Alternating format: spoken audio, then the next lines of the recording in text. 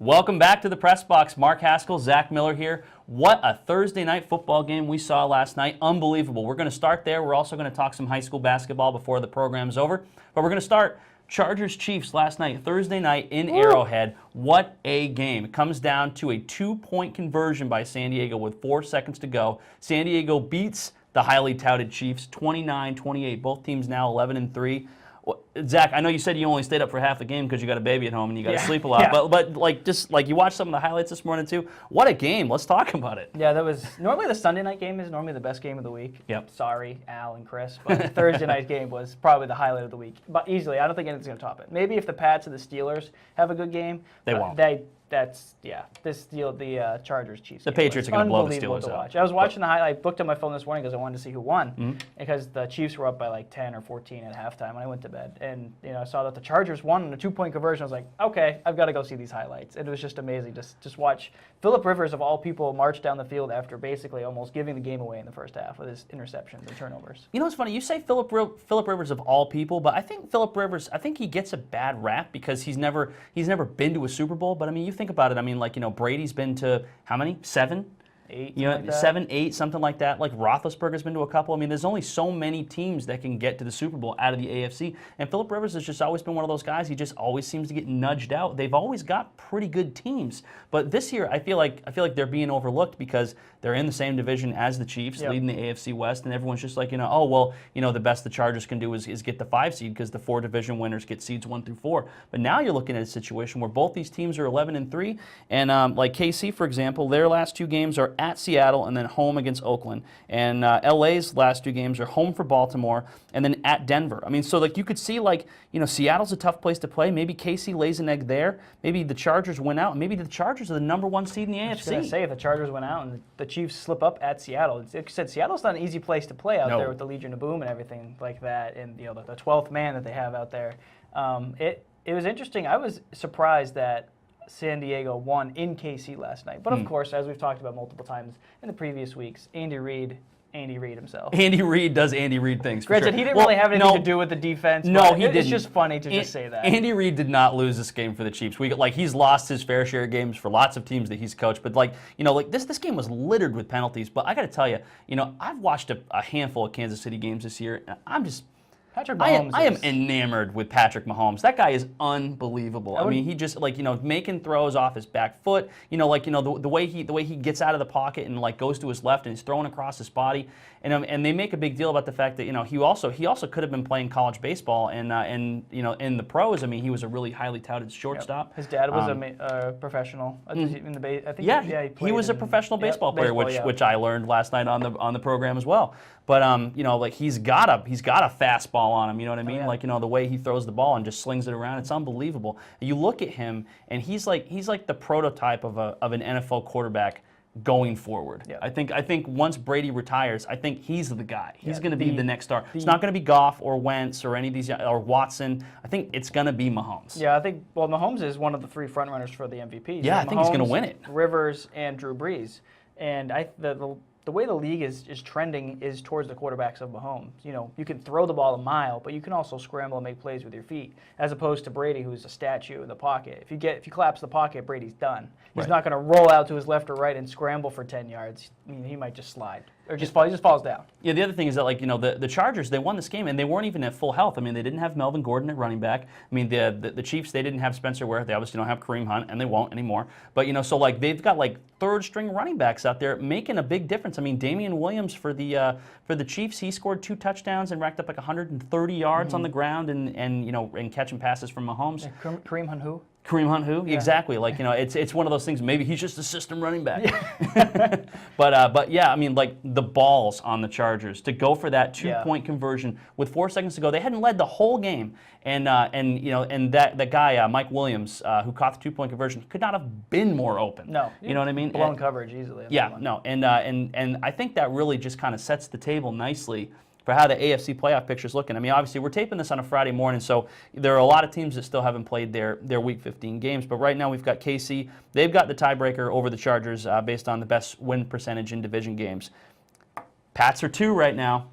They've got that game coming up with Pittsburgh. The Houston's 3, Pittsburgh's 4. The Chargers are sitting 5. They've clinched a playoff spot. Did Houston lose last week? And the Ravens are 6. Did Houston? I can't remember. I believe they did. I thought they. Yes, they did. Yeah, they did in overtime. because all the Patriot fans were all pissed off because the Dolphins lost. The Chiefs, the Chiefs. The Chiefs are the one team that won, but Pittsburgh lost and the Texans lost. So they really had an opportunity that they missed there to really if Kansas City had lost last week too, I mean, like New England, they could be playing for the #1 seed this week. That's true. Yeah. I don't really care. So, well, no, but They're I going to mean, be in the playoffs. But okay, so let's turn the page and let's talk about this Patriots Steelers game coming up. I mean, everyone talks about like the Patriots Steelers, like they've got this big rivalry, but like they've got a rivalry the way like a hammer has a rivalry with a nail. You know what I mean? Like I can't think of the last time the Steelers have won a game against the Patriots, or the last time the Steelers have won a meaningful game. To be honest, I mean they won the Super Bowl in 2009, but I mean.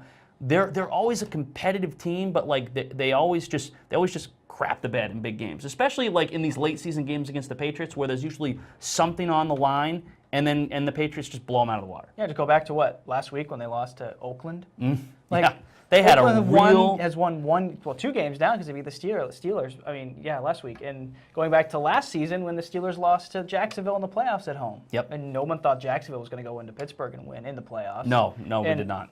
I don't know. The Steelers. Sorry, Brian Guest, but the Steelers suck. Yeah, no, they're not good. I'm sure. And Brian, I asked Brian, what do you think about this game? And he just goes, ugh. Yeah. He's the publisher for Courier Publications Fellowship, big Steelers fan, and he's just as disenchanted with the Steelers as I think anybody. Roethlisberger's got maybe 1 or 2 years left before he's done. Yeah. You think about it, Brady and Roethlisberger go back to what, 2004?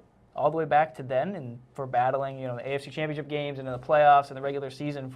They've always been the top 2 AFC teams, almost year in and year out. Yeah. And now, I mean, obviously this game has implications. Obviously, if one team wins and the other doesn't, you can shuffle the seedings up with a couple games left in this season before we get to playoffs, which is another thing. I can't believe January is in about 2 weeks, and we'll be talking about playoff NFL football already. Well, right now the Steelers are sitting at 7-5-1, and the Patriots are 9-4. So let's play devil's advocate. If Pittsburgh can somehow win this game, then Pittsburgh is going to be 8-5-1, and the Patriots are going to be 9-5.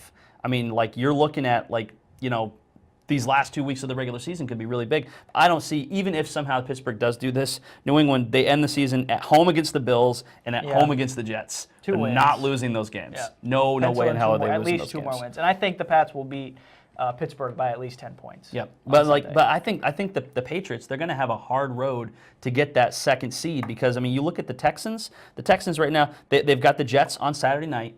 And then they're going to Philly next week, who probably doesn't have Carson Wentz anymore. No. And then they're going to end the season at home against the Jaguars, who aren't playing for anything, and they're terrible. They've already benched Blake Bortles. I mean, that team is a dumpster fire as well. Again. I mean, so I can see the Texans going 3-0, and if they went out, I could see the Patriots maybe falling out of that 2 seed, but the Patriots have to win out. Again. The Patriots have to lose again for the Texans to jump them because the Pats hold the tiebreaker. So this game against the Steelers for the Patriots is huge. Yeah. They do not want to be playing wild card weekend. It's a big weekend in the NFL. That would be a really interesting thing to explain to Tom Brady.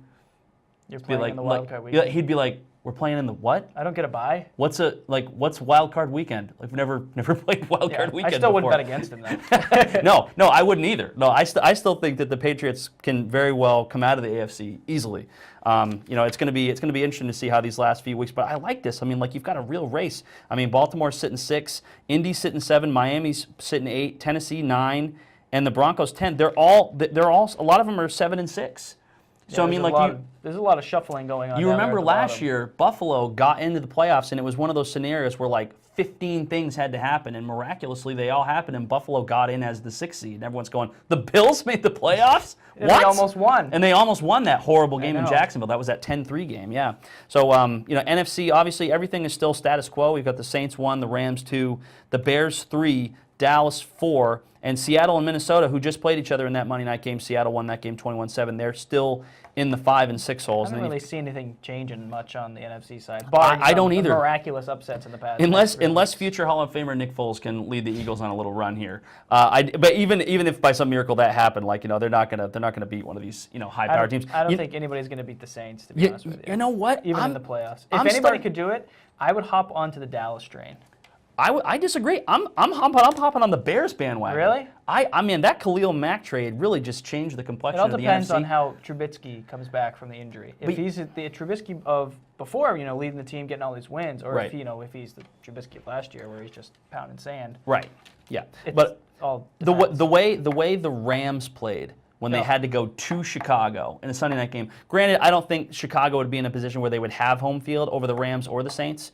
But I mean, hell, the Saints just lost to Dallas 13-10. I mean, the Bears just beat the Rams in a low-scoring game. I mean, these teams, they're not invincible. They can be beaten. Oh yeah. You I know? think the NFC is more wide open. Than, Yeah, I agree. Well, yeah, I would say so. Yeah, I think, but obviously this is coming right down to it for all these football games. I cannot wait to see how everything shakes out. But anyway, It's we gonna got some basketball to talk. We do. We've got high school basketball coming up tonight as well.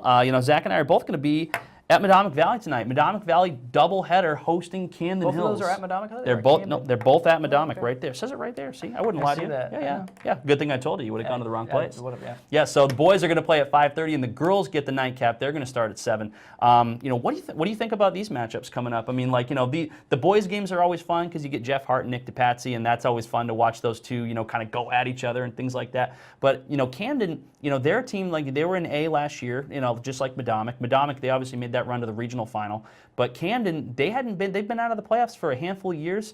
They get there, they have a good showing in their game. They lose. You were at that game, but they didn't Coney. lose a lot of seniors. No. So they're all of a sudden looking at maybe they're going to be one of the teams to look at in A this year. Well, they didn't lose a lot of seniors, but they lost key seniors. Hydorn, Yep, Peabody, Peabody, and John Curtin. Yeah. The 3 big starters. that those they were the lost. big 3. But for sure. now this year, when you look at the Windjammers compared to last year, it's a totally different team. This year, they play full court press the Mm-hmm. whole game.